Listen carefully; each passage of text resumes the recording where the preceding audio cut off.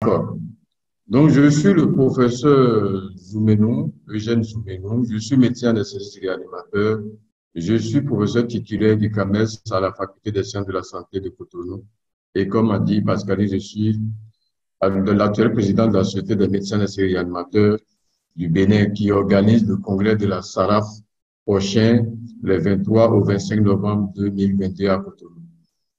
Et ce sujet sur les détresses vitales, si on s'arrête quelques secondes sur le titre que j'ai modifié, comment reconnaître et prendre en charge un patient en détresse vitale en pratique hospitalière.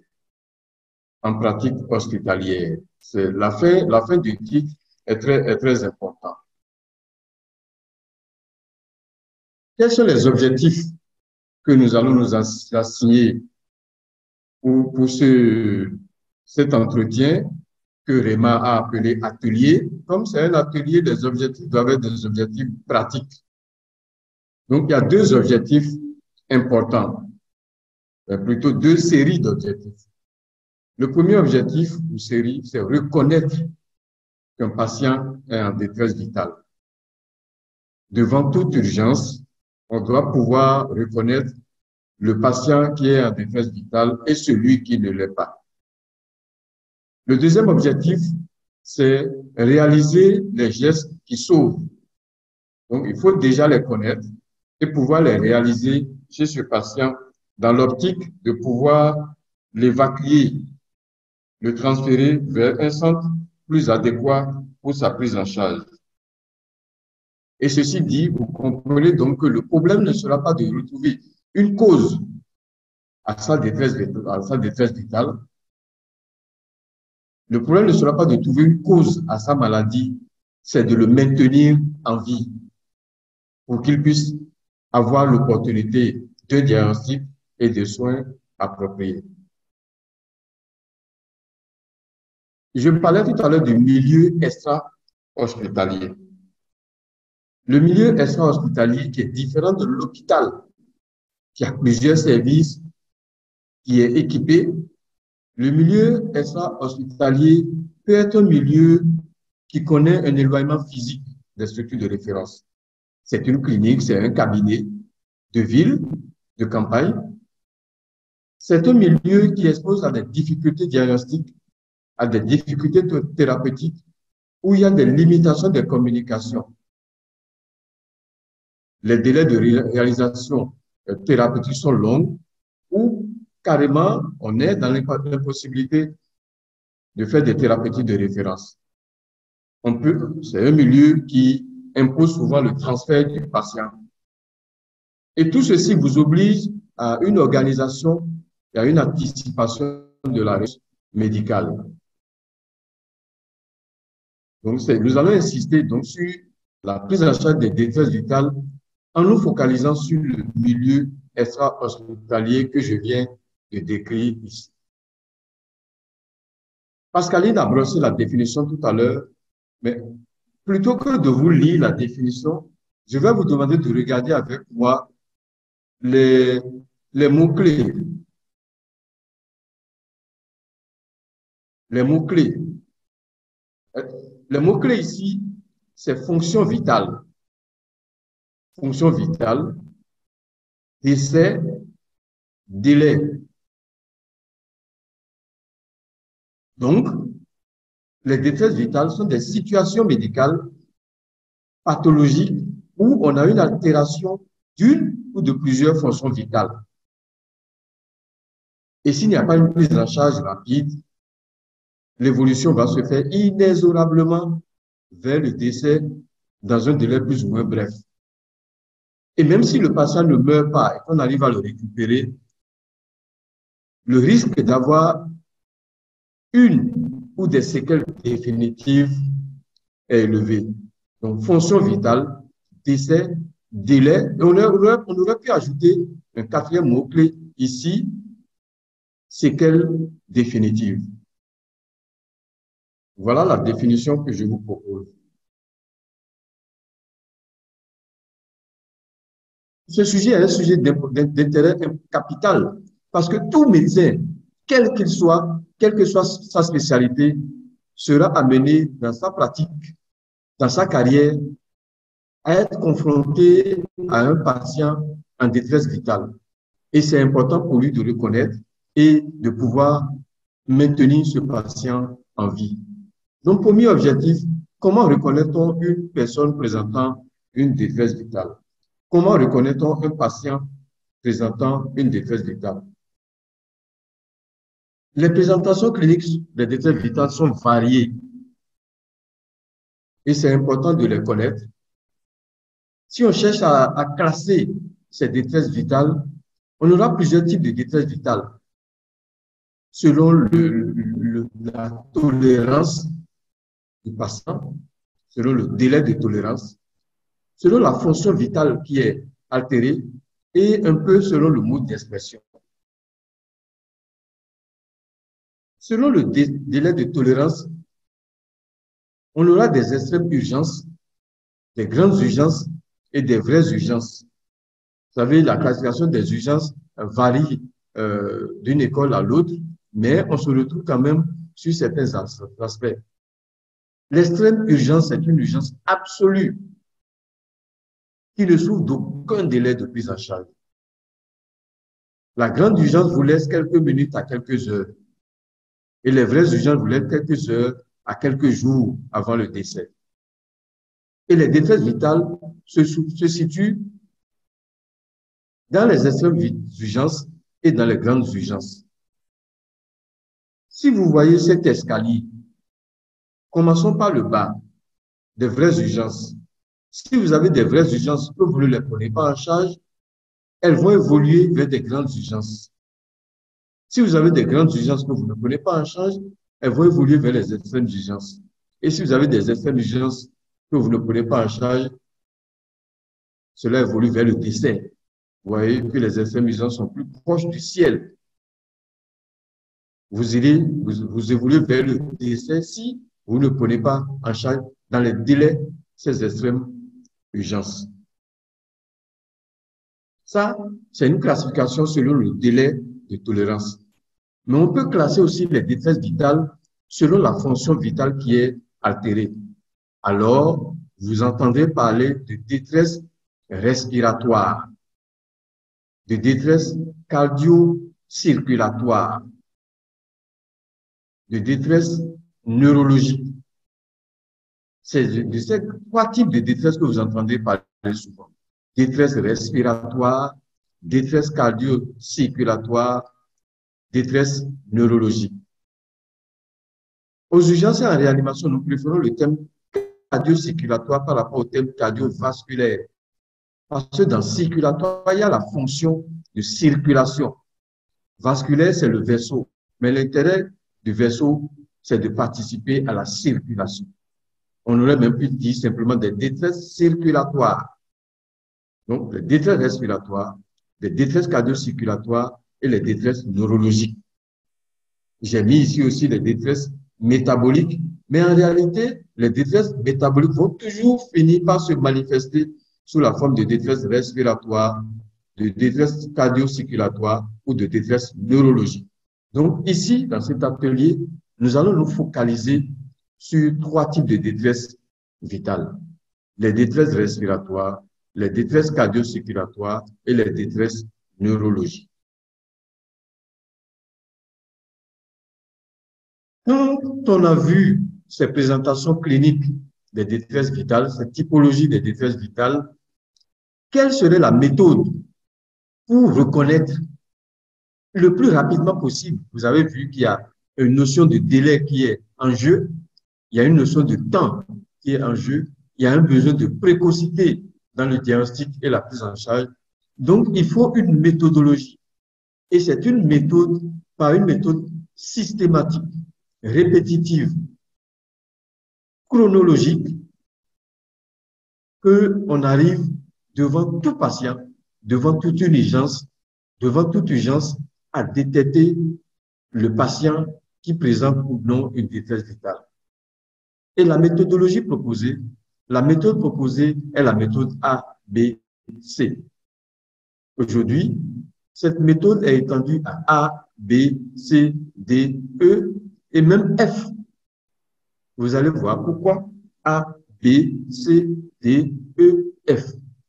Donc, à tout instant, en toute circonstance, en toute situation d'urgence, même avant d'avoir posé la moindre question d'interrogatoire, même avant d'avoir examiné en profondeur un patient, le réflexe de tout médecin devrait être la méthode A, B, C, D, E, F.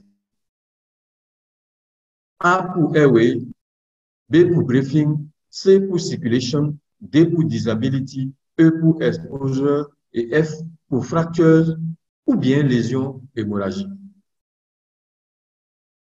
Le A, est-ce que le patient à qui je fais face a une liberté des voies aériennes?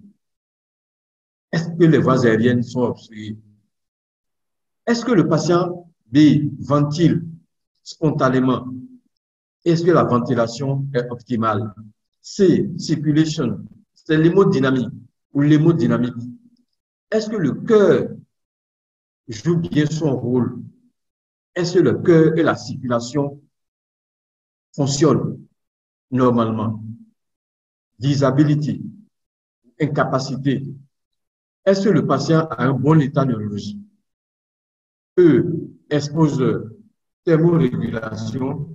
Est-ce que c'est un patient qui est froid qu'il faut exposer, qu'il faut recouvrir, ou c'est un patient qui est chaud qu'il faut plutôt exposer? Et puis le F, pour fractures, est-ce que ce patient ne saigne pas? Est-ce que ce patient ne saigne pas quelque part? Hémorragie extériorisée, hémorragie non extériorisée. Est-ce que le patient n'a pas une fracture? Est-ce que le patient n'a pas une fracture qui peut être à l'origine de lésions vasculaires et le faire saigner? Donc, c'est la méthode A, B, C, D, E, F. Et le A, simple affaire d'évaluer la liberté des voies aériennes. Une respiration normale est une respiration calme et silencieuse. Dès que vous êtes en face d'un patient qui a une respiration bruyante, il y a une obstruction des voies aériennes. Quel que soit le bruit que vous entendez, il y a une obstruction des voies aériennes. Et vous pouvez évaluer spontanément, vous êtes devant un patient, instinctivement, spontanément, vous l'entendez ou non respirer. Nous pouvons être 100 dans une salle de classe, chacun respire sans que l'autre ne l'entende.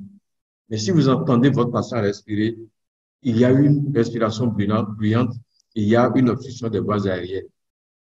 Cette obstruction des voies aériennes peut concerner les voies aériennes hautes ou les voies aériennes supérieures. Souvent, elle va se manifester alors sous forme de ronflement ou de cornage. Le ronflement, c'est un bruit que vous connaissez bien, qui peut être lié à une chute de la langue dans le pharynx, chez le patient qui est dans le coma, par exemple, chez le patient qui a la suite d'un accident grave.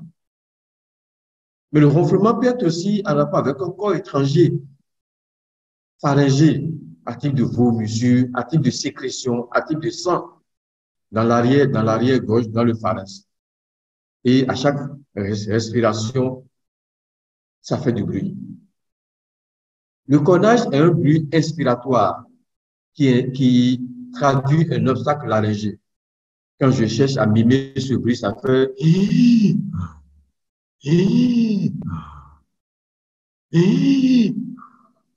quand vous entendez ce bruit inspiratoire, il y a un obstacle au niveau laryngé.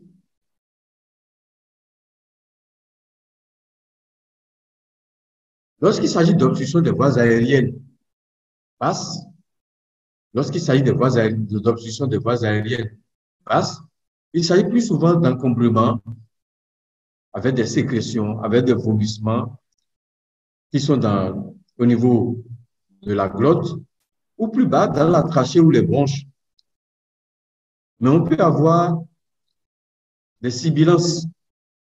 Les sibilances traduisent une obstruction bronchique, une obstruction des voies aériennes périphériques aux voies aériennes inférieures.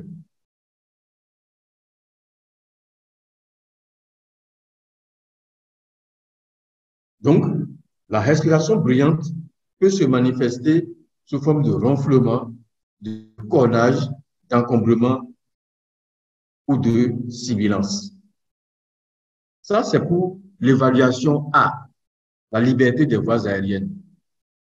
Le B, évaluation de la ventilation du patient. En regardant le thorax, en regardant les mouvements thoraciques, on peut noter s'il y a des mouvements thoraciques ou non.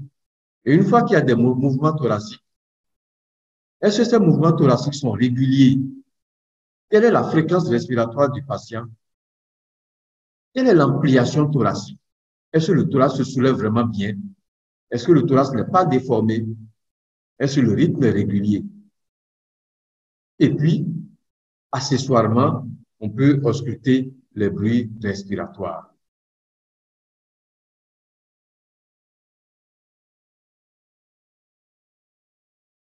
Je ne vais pas insister sur certaines caractéristiques.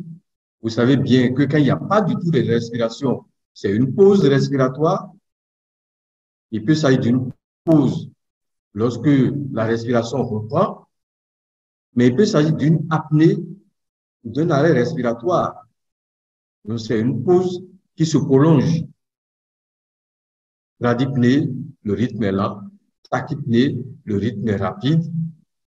Ou bien la respiration est tellement superficielle en rapport avec une diminution de l'ampliation thoracique. La respiration est irrégulière. Dans tous ces cas, le patient est en détresse vitale. Et le plus grave sur le plan respiratoire, c'est le gasp. Chacun de nous a déjà peut-être eu l'occasion de voir un patient qui a des gasps.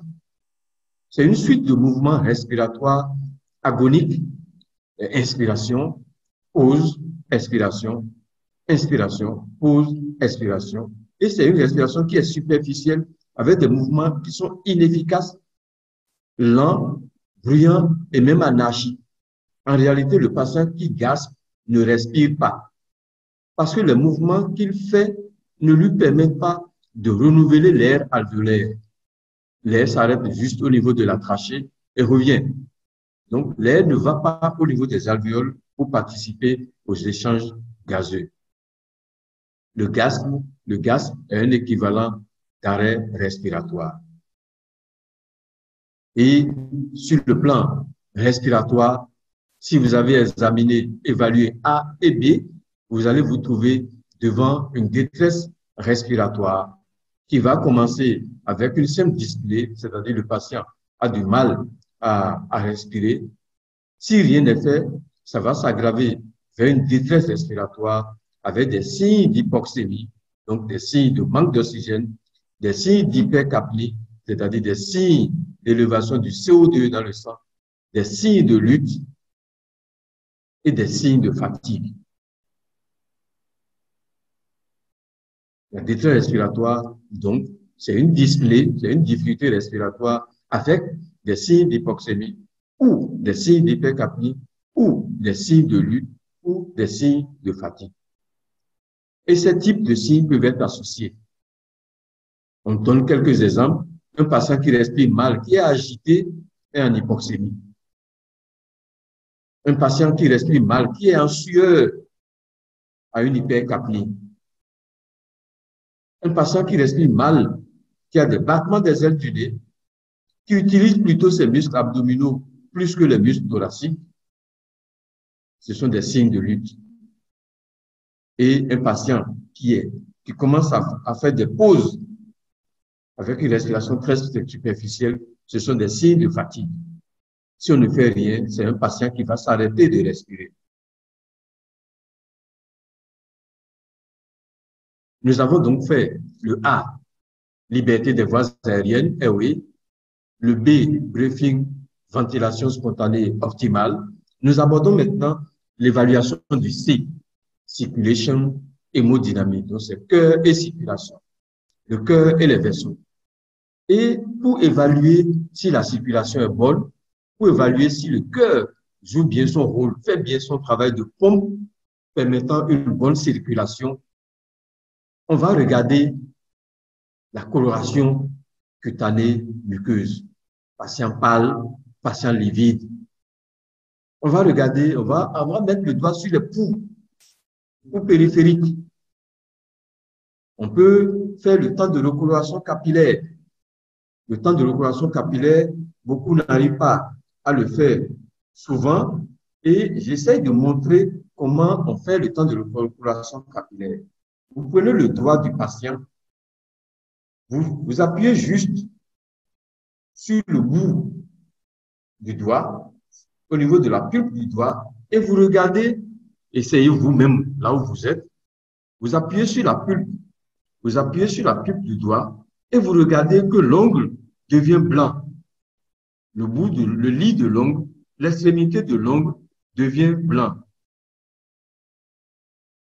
Quand vous appuyez comme ça, l'extrémité de l'ongle devient blanc. Et dès que vous relâchez, l'ongle se recolore instantanément.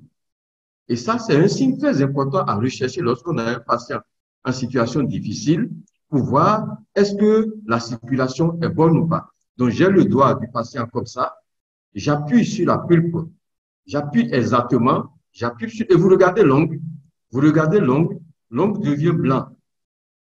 L'ongle, la pulpe du doigt, l'ongle qui est au-dessus de la pulpe du doigt devient blanc. Et dès que vous relâchez, l'ongle se recolore instantanément. Si la recoloration est lente, si la recoloration, le temps de recoloration est long, votre patient a des difficultés sur le plan circulatoire. Et même sans avoir pris l'attention, vous savez que ce patient est en état de choc. On continue. Donc, après le temps de recoloration, on peut ausculter, prendre la tension artérielle. Si vous voyez, depuis le début, je commence toujours par une évaluation qui n'a besoin d'aucun matériel. Des mains les plus nues et progressivement, je vais aux mains les plus équipées. Des mains les plus nues aux mains les plus équipées. Après, je peux prendre la tension, je peux faire une auscultation cardiaque. Et si j'examine bien, je vais être en présence d'une détresse circulatoire qui peut être une détresse circulatoire avec chute tensionnelle, une détresse circulatoire avec poussée hypertensive, ou alors je suis devant un arrêt cardiaque. La détresse circulatoire avec chute tensionnelle, ce sont les états de choc, qu'il s'agisse du choc hypovolémique, du choc cardiogénique ou du choc anaphylactique. Je suis devant une urgence hypertensive, une détresse circulatoire avec hypertension, ce sont les AVC, les accidents vasculaires cérébraux, les encéphalopathies hypertensives, les néphropathies, la prééclampsie sévère et autres.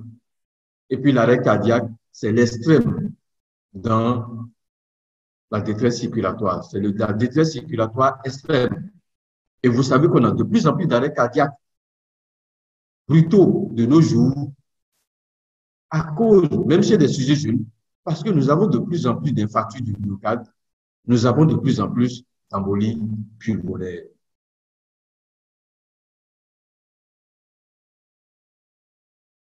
Le D, ou disability, c'est l'état neurologique. Je regarde l'état de conscience du patient.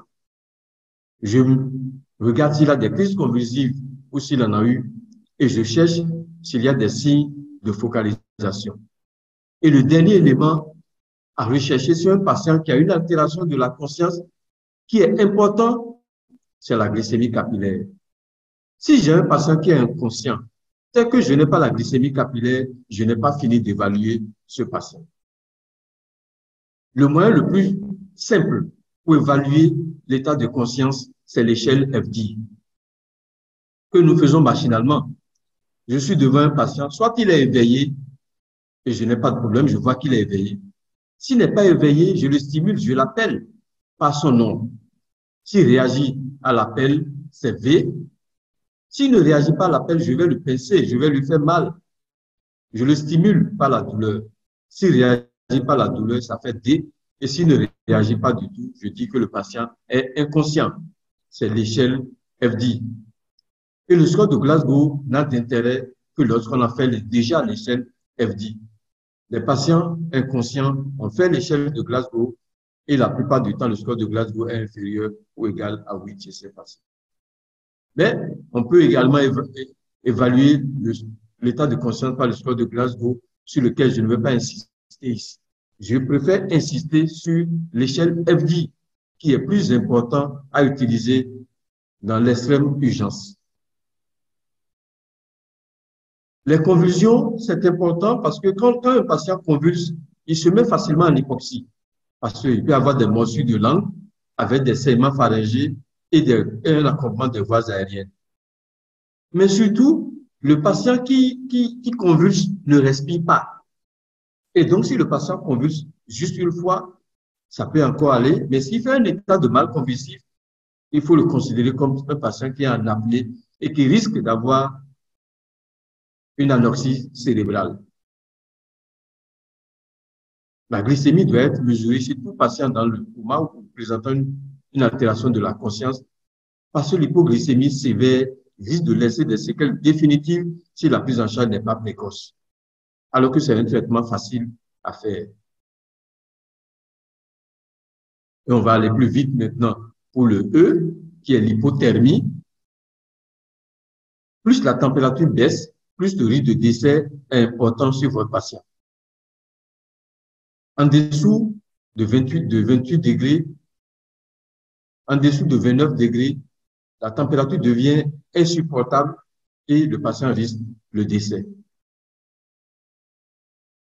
Le F, dernière évaluation qui est mise pour fracture, c'est la fracture ou les lésions hémorragiques. Il peut s'agir d'hémorragies extériorisées, comme des plaies vasculaires, des plaies cutano-muqueuses, le scalp, les plaies du scalp, une hémorragie digestive à travers une hématémèse ou un méléname. Mais on peut avoir aussi des hémorragies non extériorisées. Et il faut y penser devant le patient qui est grave. Il est en état de choc, vous ne voyez pas saigner. Il faut se poser la question. Est-ce qu'il n'y a pas un hémothorax? Est-ce qu'il n'y a pas un hémopéritoine? Est-ce qu'il n'y a pas une hémorragie osseuse si c'est un traumatisé? Est-ce qu'il n'y a pas une fracture du fémur où le patient adulte peut saigner et a un virus litre dans son fémur et est en état de choc et même aller jusqu'à l'arrêt cardiaque? Pour résumer cette première partie consacrée au premier objectif, c'est comment reconnaître un patient qui est en détresse vitale. Et pour le reconnaître, c'est par l'évaluation systématique A, B, C, D, E, F. Cette évaluation qui nous permet d'évaluer la liberté des voies aériennes, d'évaluer la ventilation, l'hémodynamique, l'état neurologique, la température et rechercher s'il y a des fractures ou des lésions hémorragiques, hémorragie extériorisée ou non. Ce premier objectif étant atteint, nous abordons le deuxième objectif, les gestes qui sauvent. J'ai un patient qui est en détresse vitale, détresse respiratoire, détresse circulatoire, détresse neurologique. Que puis-je faire? En tant que médecin généraliste, en tant que praticien isolé, je suis dans un cabinet, je suis dans une clinique, je ne suis pas dans un grand hôpital où il y a les équipements, où il y a des réanimateurs. Que puis-je faire? Mais ce que je peux faire dépend de ce que j'ai retrouvé à l'évaluation initiale. A, B, C, D, E, F. Et mon comportement doit utiliser la même approche systématique A, B, C, D, E, F. En A,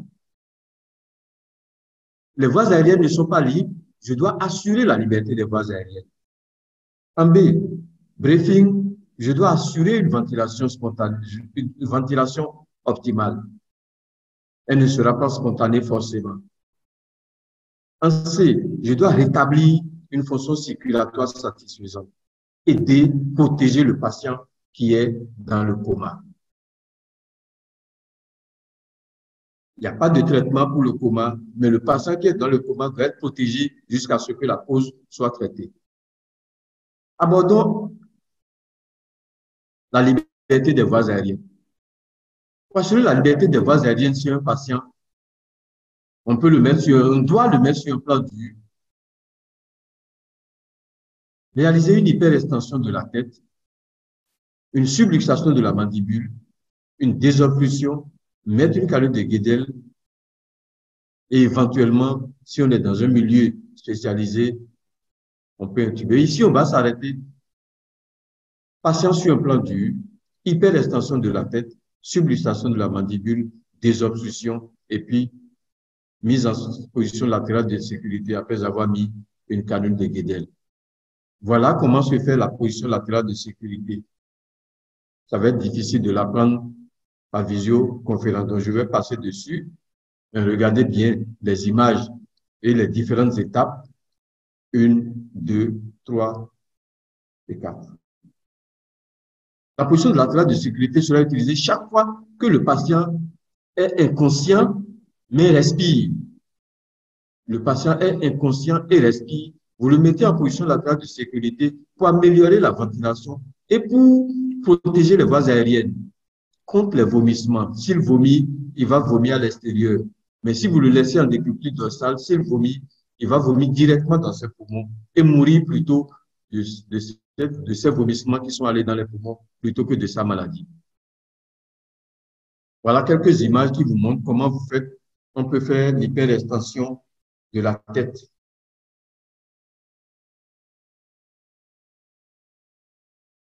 Comment on met en place une canule de Guédel. Vous avez vu, la canule de Guédel est d'abord à l'envers ici, au moment où on fait pénétrer dans la cavité buccale, mais une fois dans la cavité buccale, elle est retournée dans la bonne position et la partie concave épouse la convexité de la langue. Il y a plusieurs tailles de canule de Guédel. Pour choisir la bonne taille, voilà ce qu'on fait. On met la canule de Guédel entre le lobule de l'oreille et la commissure labiale. Vous voyez que ici, j'ai la bonne taille de canule de Guédel. Ici, c'est une canule de Guédel qui est trop courte pour ce patient. Ça ne va pas assurer la liberté des voies aériennes. Alors que ici, c'est une canule de Guédel qui semble aller, qui respecte les dimensions. Le B, c'est la ventilation. Si le patient est en apnée, il faut que je le ventile. Si je suis dans la rue, je serai obligé de faire une ventilation bouche à bouche. Et jusqu'aujourd'hui encore, malgré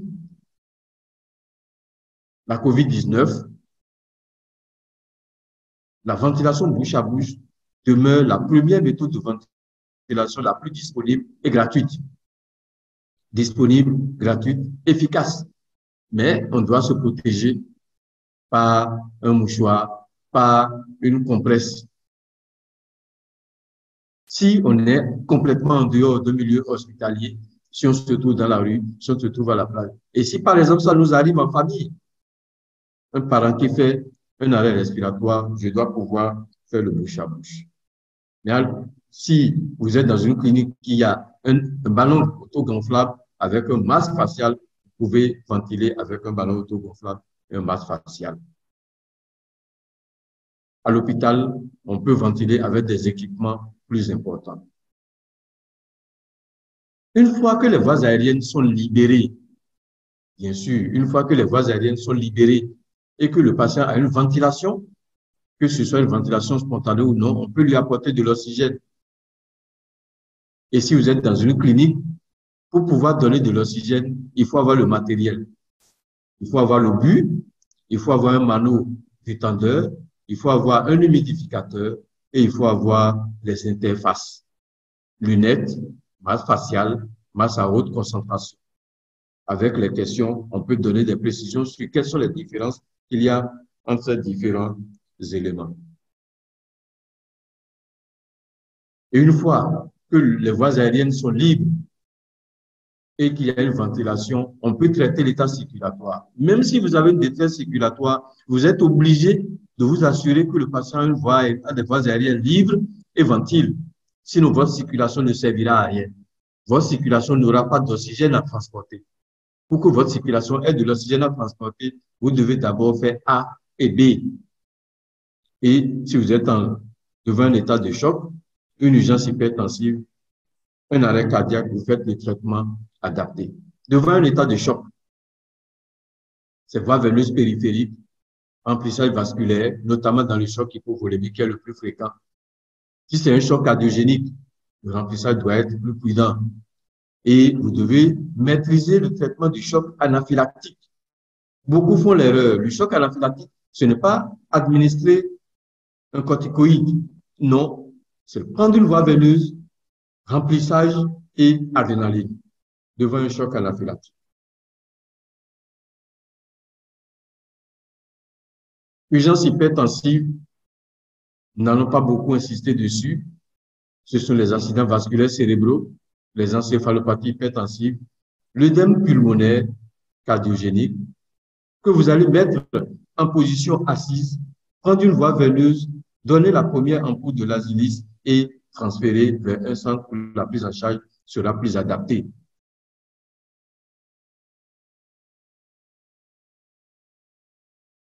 L'extrême détresse vitale, notamment sur le plan circulatoire, c'est l'arrêt cardiaque.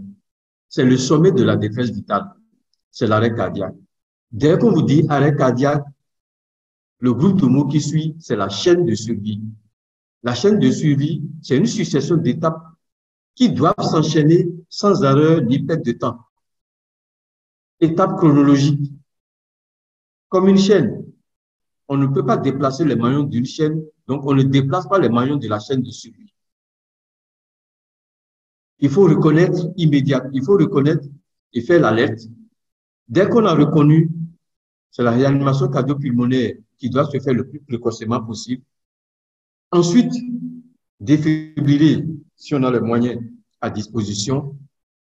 Et ça, nous, on se limite à ça. Les secours que nous avons appelés depuis l'alerte viendront pour faire la suite, les soins spécialisés.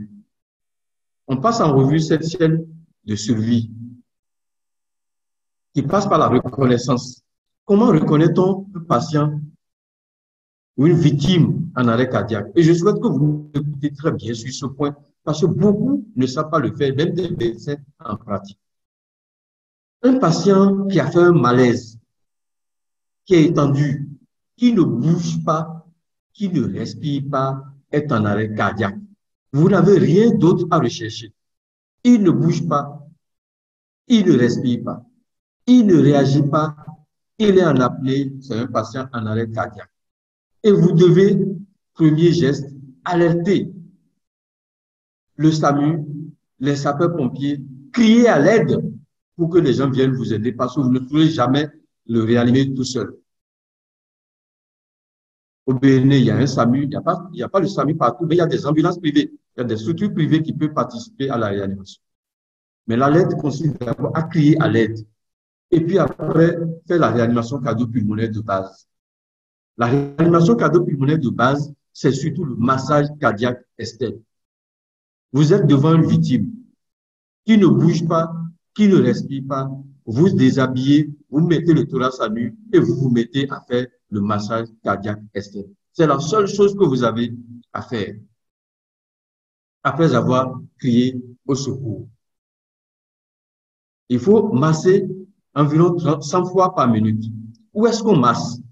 On masse au milieu du thorax, au niveau du sternum, la moitié inférieure du sternum. Attention, on ne masse pas à gauche. Si vous massez à gauche, vous allez casser les côtes sans masser. S'il y a un aide qui vient vous aider, vous pouvez associer la ventilation. Mais votre premier geste, c'est absolument le massage cardiaque externe. Chez l'adulte, c'est le massage cardiaque externe. Absolument. Même si vous êtes à deux, vous devez commencer par les compressions cardiaques et faire les 30 premières compressions avant de commencer la ventilation. Et lorsque vous avez commencé la ventilation, associée au massage cardiaque, c'est dans un rapport de 30 compressions thoraciques ou 2 insufflations. Donc, je refais le point sur l'arrêt cardiaque. 1, pour reconnaître 2 signes. Ne respire pas, ne bouge pas. ne réagit pas, ne respire pas, est dans le coma en apnée. C'est un arrêt cardiaque. Je dois commencer immédiatement. Je fais l'alerte, je crie au secours et je commence immédiatement le massage cardiaque externe. 100 compressions par minute. Si on y associe la ventilation, 30 compressions, 2 ventilations. Par 2 personnes différentes. Si on est nombreux, il faut se relayer pour les compressions cardiaques parce que ça fatigue très vite. On devient inefficace. Et voilà une image ici qui montre comment le coude est tendu pendant le massage cardiaque. C'est le dos qui descend. Le coude est tendu pour imprimer cette force qui vient des épaules qui doit être communiquée au thorax de la victime pour comprimer. Les épaules sont d'aplomb. Les épaules sont d'aplomb. Les bras sont bien tendus. On se rehausse et avec tout le poids du corps, on fait la compression. Donc, dans cette scène du suivi, nous avons dit alerte, nous avons dit réanimation cardio-pulmonaire de base, qui sont les 2 premiers maillons. Le 3e maillon, c'est la défibrillation. Aujourd'hui, dans les rues, dans les magasins, dans les grands centres, dans les gares, dans les aéroports, dans les grandes écoles, il y a des défibrillateurs. Et souvent, l'emplacement du défibrillateur est indiqué par ce petit carré vert. Ce petit carré vert, quand vous voyez ça quelque part, il faut savoir qu'il y a un défibrillateur dans les parages.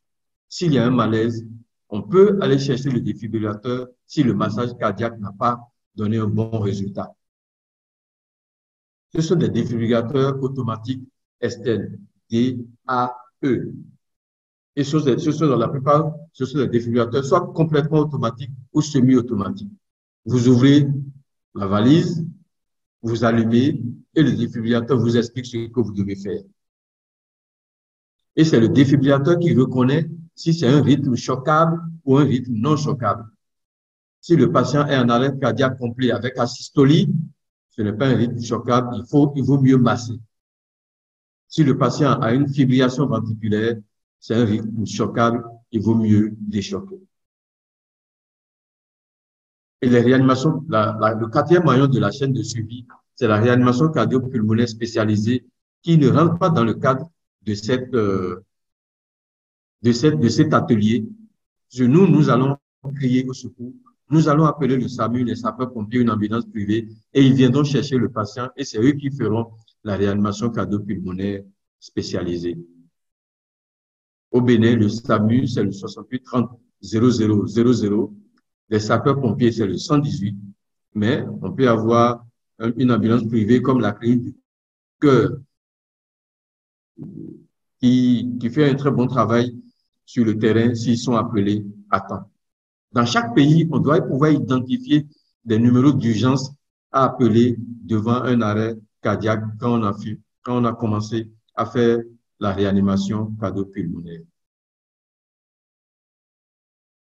A, j'assure la liberté des voies aériennes.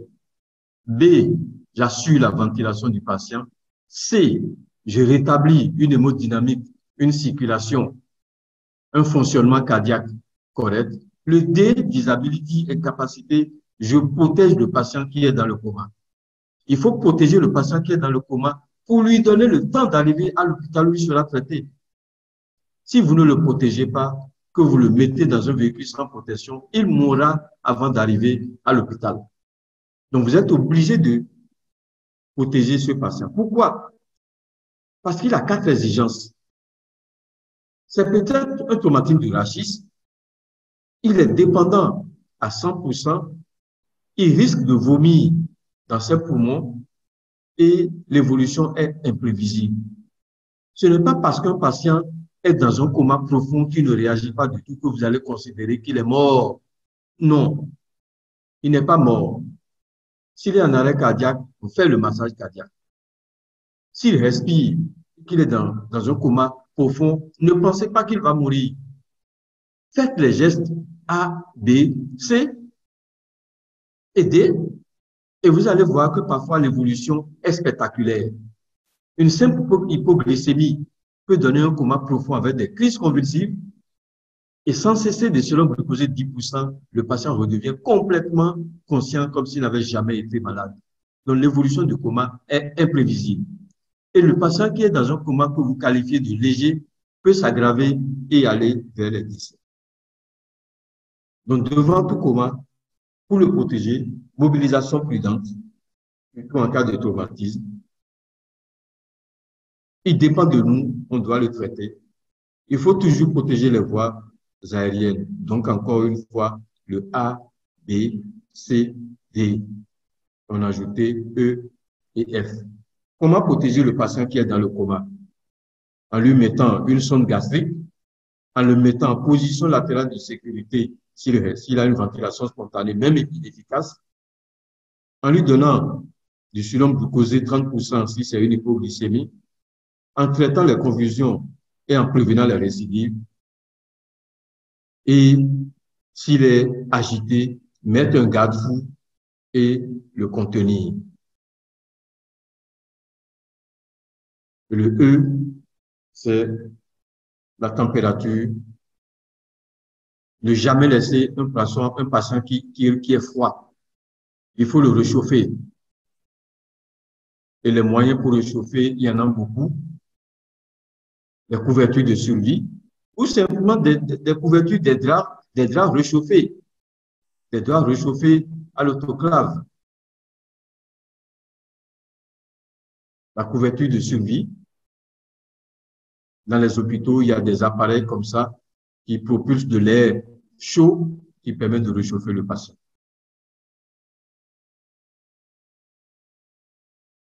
Le F, qu'est-ce que je peux faire devant une fracture? Qu'est-ce que je vais faire devant une hémorragie? Ça, vous le savez mieux que moi. Si c'est une fracture, c'est mettre des attelles pour éviter des déformations ultérieures qui peuvent léser des vaisseaux et faire saigner. Si c'est une hémorragie, extérioriser, garrot et compression. Si c'est une hémorragie interne, le traitement est chirurgical. Pour finir cette présentation, je vous mets devant cet exercice que chacun fera à la fin. Libérer les voies aériennes, ventiler, assurer la circulation, maintenir la circulation, protéger le patient comateux, rétablir la température ou immobiliser un foyer de fracture ou comprimer une hémorragie. De quel équipement mon cabinet ou ma clinique a besoin? De quel consommable mon cabinet ou ma clinique a besoin? De quels médicaments j'ai besoin pour gérer une obstruction des voies aériennes, une hypoventilation, un état de choc, un arrêt cardiaque, un patient dans le coma, un patient qui refroidit, un patient qui a une fracture, un patient qui saigne. C'est un exercice que je vous donne à faire en guise de conclusion. J'ai commencé l'exercice ici pour vous donner une idée de comment vous allez remplir. Normalement, tout cabinet, toute clinique devait avoir rempli ce tableau pour en faire une trousse d'urgence parce que les détresses vitales n'attendent pas. Si vous avez un patient qui arrive chez vous avec un état de choc, ce n'est pas en ce moment que vous allez prescrire une ordonnance aux parents pour aller acheter un cathéter veineux, des perfuseurs, des solutés. Si le patient fait un arrêt cardiaque devant vous, vous avez intérêt à avoir une planche de massage pour pouvoir le masser sur un plan dur. Vous avez intérêt éventuellement à avoir de l'adrénaline pour pouvoir commencer la réanimation cardio-pulmonaire spécialisée si les secours se font lents à attendre. Le patient qui est dans le coma, je dois le protéger contre les chutes. Je peux lui mettre une sonde gastrique pour éviter qu'il vomisse dans ses poumons. S'il est froid, je dois lui mettre une couverture de suivi. S'il a une hyperthermie importante, je dois lui mettre du paracétamol. S'il saigne, je dois pouvoir mettre un garrot. S'il a une hémorragie importante, je dois pouvoir utiliser de l'acide tranexamique. Donc, c'est juste pour vous mettre sur le chemin pour dire chacun doit faire cet exercice-là. En résumé, premier objectif, reconnaître un patient en détresse vitale. Évaluation systématique A, oui. B, briefing. C, circulation. D, disability. E, exposure. F, fractures ou lésions hémorragiques. Et pour assurer la suivi d'un patient en détresse vitale, deuxième objectif, les gestes qui sauvent, les gestes pour libérer les voies aériennes, mettre une canule de Guédel, faire une hyperextension de la tête pour libérer les voies aériennes, doit pouvoir faire ça. Enlever des corps étrangers dans la cavité buccale. B, briefing, ventilation bouche à bouche, ventilation au masque facial avec un ballon autogonflable. C, circulation, un état de choc, je sais prendre un abord veineux, faire un remplissage vasculaire. Arrêt cardiaque, je sais faire la réanimation cardio-pulmonaire de base. D, disability, le patient est dans le coma, je dois le protéger contre les chutes, contre lui-même. Il convulse, je dois traiter les convulsions et les prévenir. Il est froid, je dois le réchauffer parce que l'hypothermie tue. Il saigne, je dois savoir arrêter une hémorragie. Immobiliser un foyer de fracture. Je vous remercie.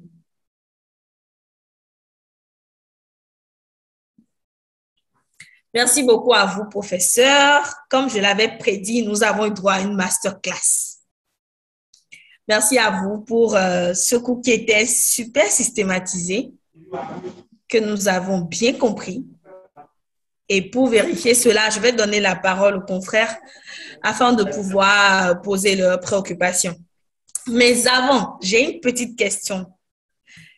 J'aimerais savoir, en termes d'arrêt cardiaque, généralement, bon, pour moi, l'arrêt cardiaque, c'est la cessation de l'activité mécanique du cœur, qui s'exprime généralement par une absence de pouls et également une absence des mouvements respiratoires qui peuvent être une apnée ou des mouvements agonisants comme les gaspes. Mais en fait, ce que je ne comprends pas, pourquoi en termes de reconnaissance, on priorise toujours l'altération de l'état de conscience? Parce que, est-ce que c'est à but thérapeutique parce qu'il faut, devant un patient inconscient qui ne respire pas, démarrer en même temps le massage cardiaque? Est-ce que c'est pour cela qu'on priorise plus l'inconscience? Parce qu'un patient peut être inconscient et avoir un arrêt respiratoire sans avoir encore l'arrêt cardiaque pour moi. C'est ce que je me demande. Pourquoi est-ce qu'on priorise plus l'inconscience à l'absence de pouls? C'est ma question en attendant. Je vais vous donner cette réponse avant qu'on aille plus loin. C'est très important. Cette question me permet de clarifier. D'abord, la définition de l'arrêt cardiaque. À quoi sert le cœur? Vous avez parlé de mécanisme de battement du cœur. À quoi servent les battements du cœur, docteur Pascaline Facino? À quoi servent les battements du cœur? Le cœur est une pompe et puis les battements du cœur, la contractilité, bon, les battements du cœur expriment, je pense, bien l'activité mécanique du cœur, la contractilité. Quelle est la finalité? Quelle est la finalité? Bon, c'est la distribution ou la circulation. La finalité, c'est la circulation. Oui. La finalité, ce ne sont pas les compressions. La finalité, c'est la circulation. Donc, l'arrêt cardiaque, c'est un arrêt brutal de la circulation. L'arrêt cardiaque, c'est un arrêt brutal de la circulation. Soit par arrêt des contractions cardiaques ou inefficacité des contractions cardiaques. Vous voyez, c'est d'abord, le problème principal, c'est l'arrêt de la circulation. Il n'apportera plus d'oxygène au cerveau et aux organes. C'est l'arrêt de la circulation. Et ça peut être lié à un arrêt des battements cardiaques ou à une inefficacité des battements cardiaques. Donc, le cœur peut continuer à battre et être en arrêt cardiaque parce qu'il n'est plus efficace pour assurer la circulation. OK. Donc ça, c'est très important. Et chez l'adulte, vous ne pouvez pas être en arrêt cardiaque et être conscient. Le cerveau n'a plus de sang, il s'arrête. La respiration n'a pas de circulation, il ne continue pas.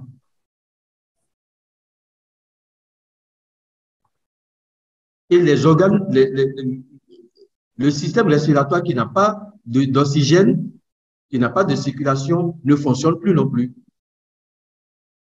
Et fondamentalement, arrêt cardiaque égale arrêt de la circulation, pas arrêt des contractions cardiaques ou inefficacité des contractions cardiaques. C'est les deux.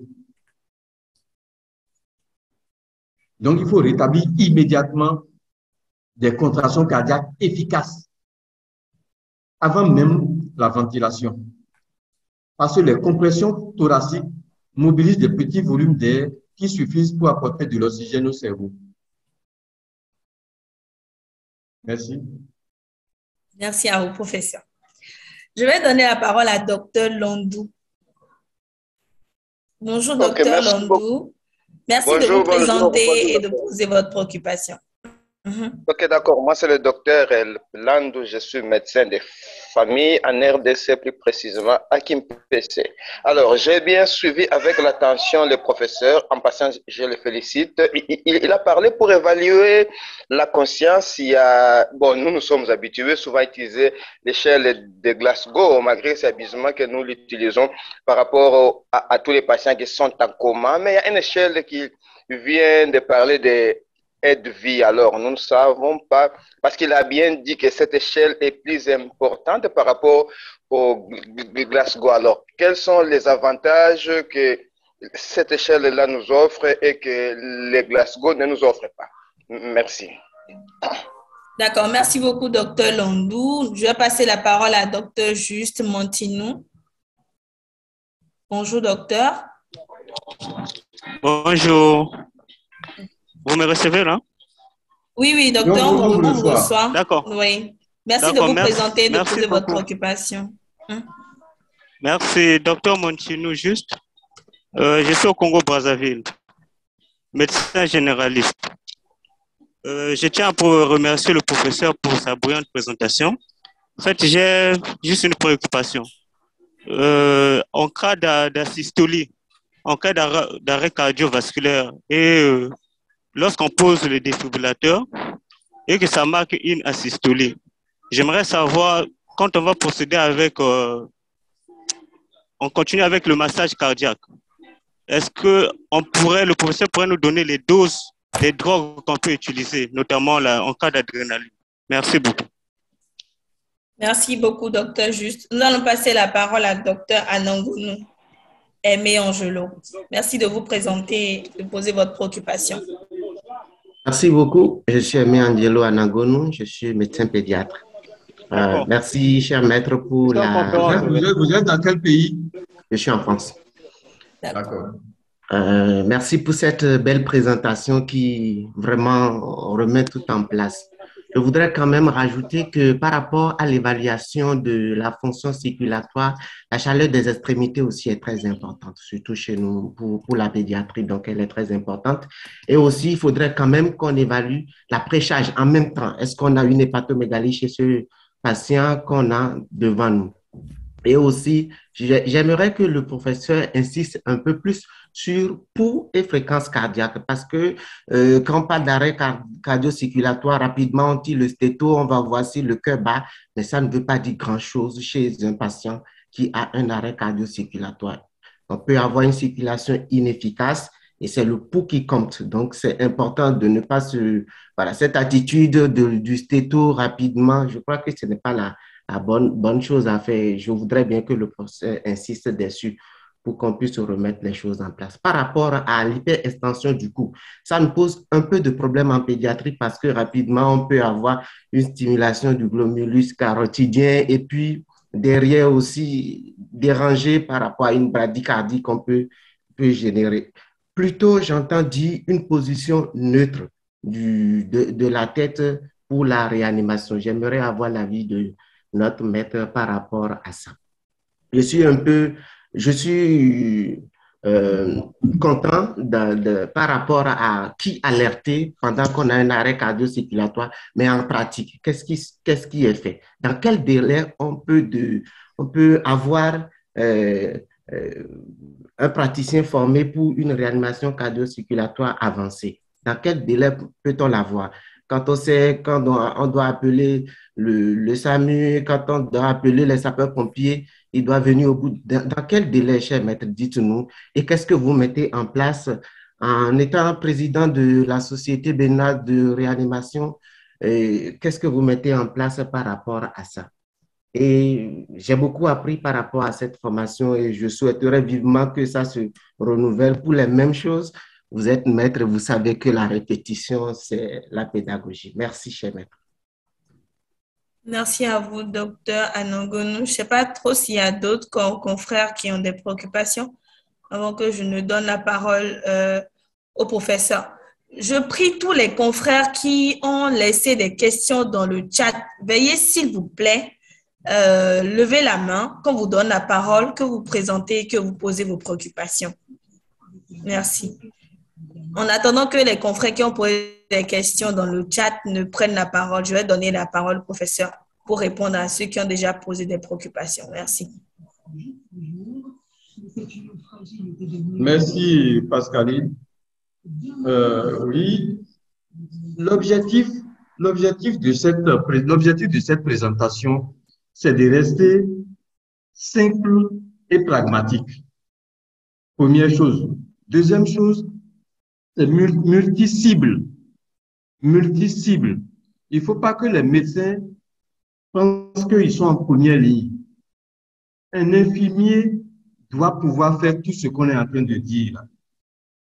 Un infirmier diplômé d'État doit pouvoir le faire, qui est dans un cabinet. Une sage-femme doit pouvoir le faire. Et je commence par le score de Glasgow. J'ai bien dit qu'on va utiliser le score de Glasgow après. Mais quand je suis debout, devant la famille, le patient vient de me l'amener, il est sur un chariot, je ne fais pas le score de Glasgow. Je fais FD. Et en fait, c'est ce que nous faisons tous machinalement. C'est ce que nous faisons machinalement, que ce soit à l'hôpital ou à la maison. On voit quelqu'un qui est couché, qui semble ne pas bien aller. On ne fait pas le score de Glasgow. On regarde, on l'appelle, il se réveille ou il ne se réveille pas. Il ne se réveille pas, on le tapote tendrement. Il ne se réveille pas, on le pince. Et il se réveille si c'était juste un sommeil. Mais s'il est dans le coma, il ne va pas se réveiller et il est inconscient. C'est simplement ça, dit que les anglo-saxons qui nous ont donné le score de Glasgow utilisent plus souvent dans les situations d'extrême urgence. FD, est-ce que mon patient est éveillé? Est-ce que mon patient, dès que j'ai dit monsieur, il a ouvert les yeux?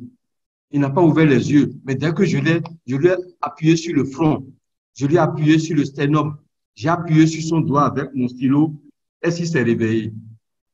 Ou bien j'ai tout fait, il est inconscient. Ça, c'est l'FD.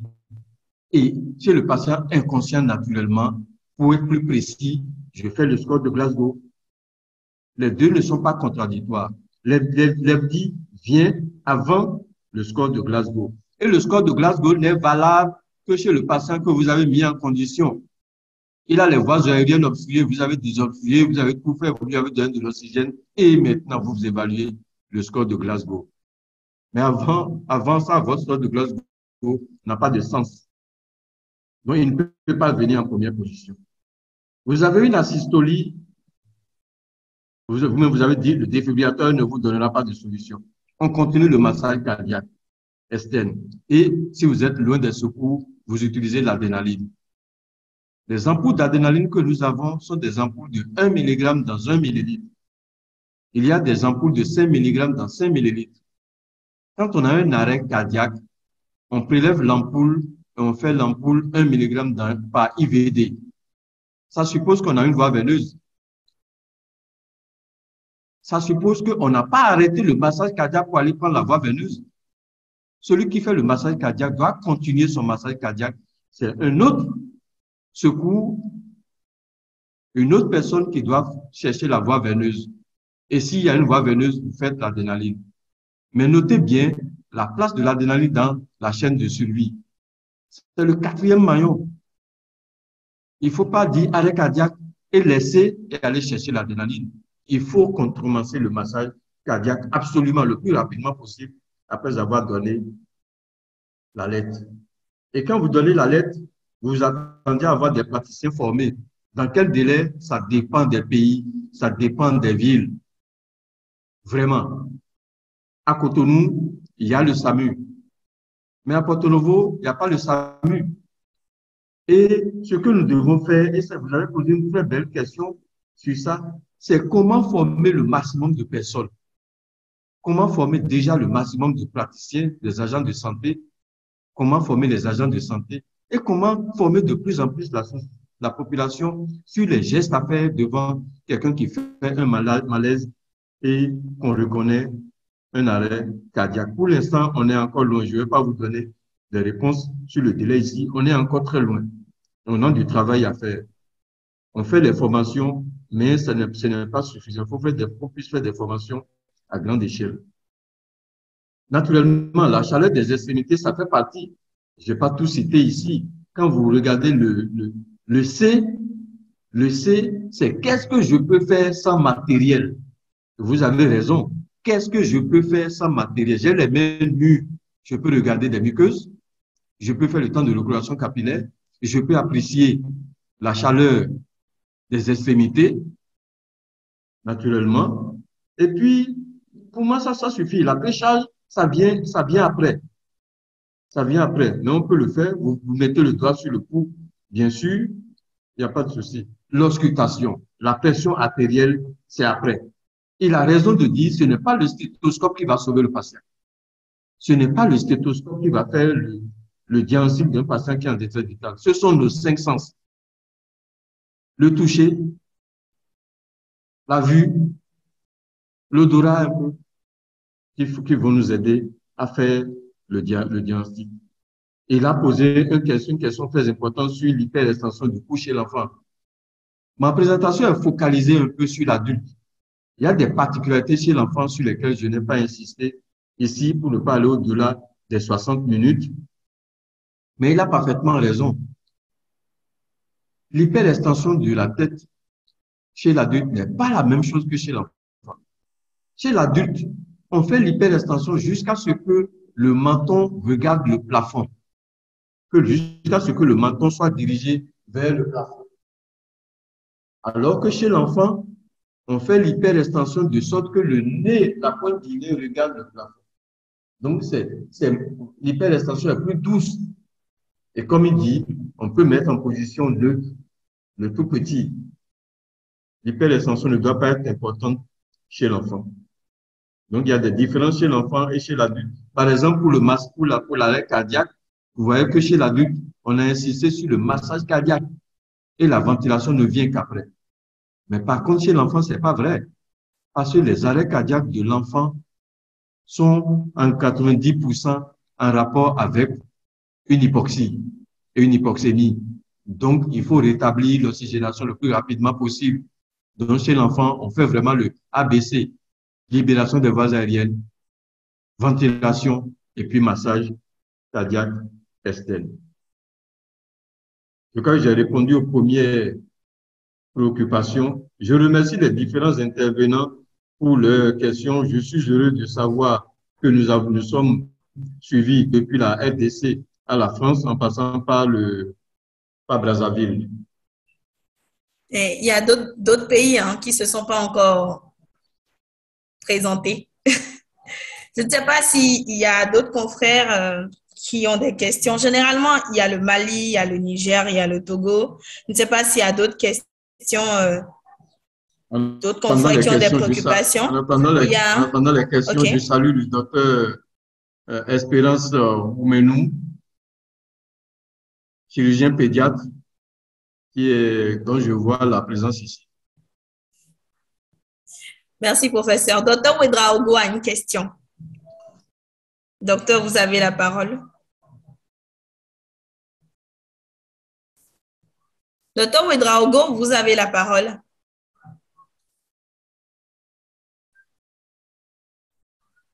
Bon, dans le chat, en attendant qu'il ne... Voilà. Docteur Ouedraogo, vous êtes là? Oui, bonjour, je suis là, vous m'entendez? Oui, on vous entend. Bonjour, bienvenue à vous. D'accord, merci Présentez-vous et beaucoup. posez votre préoccupation. Merci. D'accord, je suis docteur Ouedraogo Hamza, je suis médecin généraliste au Burkina Faso. Tout d'abord, je voulais remercier le professeur pour sa présentation. Bon, j'ai pris la présentation en cours. Donc, je voulais savoir si est-ce qu'il y a la possibilité qu'on partage la présentation pour tout le monde. Voilà, merci beaucoup et bonne suite. D'accord. D'accord, docteur, vous aurez la présentation, ne vous inquiétez pas. Comment l'avoir, je vous le dirai tout à l'heure. Mais vous l'aurez quand même, c'est gratuit. Je ne sais pas s'il y a d'autres personnes, d'autres confrères, d'autres consoeurs qui ont des préoccupations. Transport de l'oxygène et glucose. Transport de l'oxygène et glucose. Donc, c'est important de dire le glucose est le carburant de tout le métabolisme. Sans glucose, il n'y a pas de métabolisme. Et l'oxygène est le comburant. Nous avons besoin d'un métabolisme aérobie. Si on n'a pas le métabolisme aérobie, nous allons produire de l'acide lactique et rentrer en acidose. Merci. D'accord. Je pense dans le chat, il y a aussi un docteur qui a posé 2 questions très importantes. Dans un début, elle avait demandé les particularités du nourrisson et du nouveau-né. Je pense que vous avez déjà commencé Oui, à répondre à la préoccupation. On a répondu à la question. Oui, par rapport… Oui, vas-y.